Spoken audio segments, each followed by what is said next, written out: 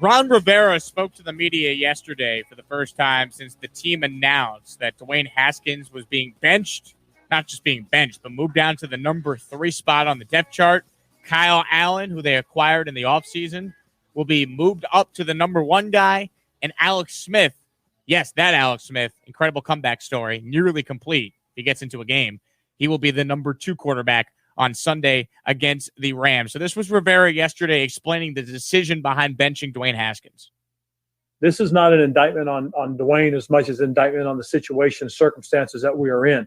You know, he did not have the benefit of OTAs and minicamp. He didn't have the benefit of preseason games to work through things. And because of that, he's behind in his development in the system. And again, it's an unfortunate situation. But, you know, as we go through the first 4 games and look at them and break them down, and, you know, I visit with the coaches, talk to the coaches, go through the games with the coaches and the things that happen, you know, it's just one of those things that he needs more time. So Rivera is doing a good job there covering for Haskins. The reality is you take a guy that high in the first round, he's now in his 2nd year. I don't care if you're not the guy that drafted him.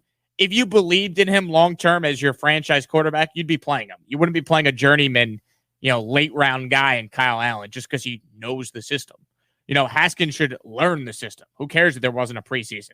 Joe Burrow didn't necessarily know the system and get preseason games, and he's lighting it up. You know, look at all these quarterbacks that come in. Justin Herbert, the same thing. Herbert played well against the defending Super Bowl champions, and he had like 2 minutes notice that he was going in there. So you don't get a lot of time now if you're a young quarterback. You got to show signs that you're the guy. And there's been questions about Haskins' leadership in that building. There's been questions about his work ethic.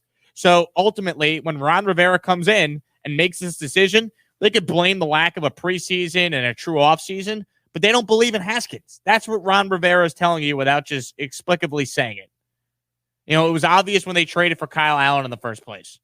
And ultimately, if you're the Washington football team and the NFC East is a dumpster fire, at 1-3, which the Washington football team is, you're right there in it. Because Dallas is terrible. The Eagles finally got a win. I mean, you could always go back to Haskins later in the year if you want, but if you don't think he's the guy and you think Kyle Allen gives you a better chance to win, I don't fault Rivera for making this move.